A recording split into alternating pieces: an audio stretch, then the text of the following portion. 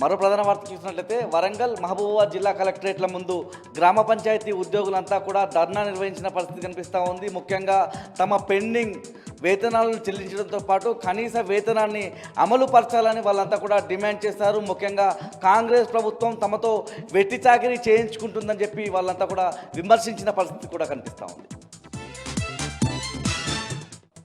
వరంగల్ జిల్లా నుంచి మరో ప్రధాన వార్త చూసినట్లయితే వరంగల్ ఆర్టీఓ కార్యాలయంలో సర్వర్లన్నీ కూడా డౌన్ అయిన పరిస్థితి కనిపిస్తూ ఉంది. ఇదే క్రమంలో లైసెన్స్ల కోసం కావచ్చు, ఇటు రిజిస్ట్రేషన్ల కోసం వచ్చినటువంటి వాహనదారులు తీవ్రమైనటువంటి ఇబ్బందులు ఎదుర్కొన్నారు. క్యూ లైన్లలో చాలాసేపు తిప్పలు పడ్డ పరిస్థితి కూడా కనిపిస్తూ ఉంది.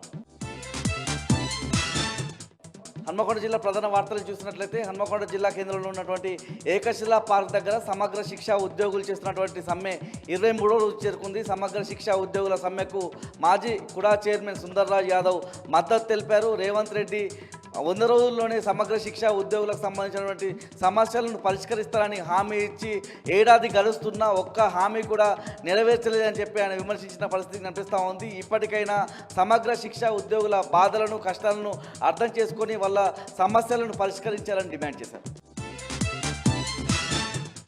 హన్మకొండ జిల్లా నుంచి మరో ప్రధాన వార్త చూసినట్లయితే స్థానిక సంస్థల ఎన్నికల్లో బీసీలకు 42% రిజర్వేషన్లు అమలు చేయాలని డిమాండ్ చేస్తూ బీసీ ఆజాదీ యూత్ ఫెడరేషన్ ఆధ్వర్యంలో ఏకశిలా పార్క్ దగ్గర సత్యాగ్రహ దీక్ష చేసిన పరిస్థితి కనిపిస్తూ ఉంది. ముఖ్యంగా కాంగ్రెస్ ప్రభుత్వం ఇచ్చినటువంటి హామీ మేరకు స్థానిక సంస్థల ఎన్నికల్లో 42% రిజర్వేషన్లు అమలు చేయాలని, లేకుంటే ఉద్యమాన్ని ఉధృతం చేస్తామని చెప్పి బీసీ ఆజాదీ యూత్ ఫెడరేషన్ నాయకులు హెచ్చరించారు.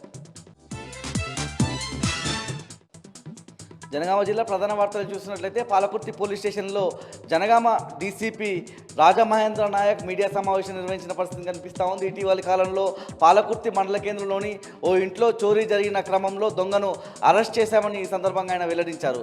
దొంగ నుంచి 13 తులాల బంగారం, 40 తులాల వెండి స్వాధీనపరుచుకున్నామని, గతంలోనూ పలు దొంగతనాల కేసులో సదరు దొంగ సాయి కుమార్ను అరెస్ట్ చేసినట్లు చెప్పిన పరిస్థితి. అదేవిధంగా అరెస్ట్ అయినటువంటి సాయి కుమార్ జైలు నుంచి విడుదలైన క్రమంలో వెంటనే ఈ దొంగతనానికి పాల్పడ్డట్టుగా కూడా డీసీపీ చెప్పారు.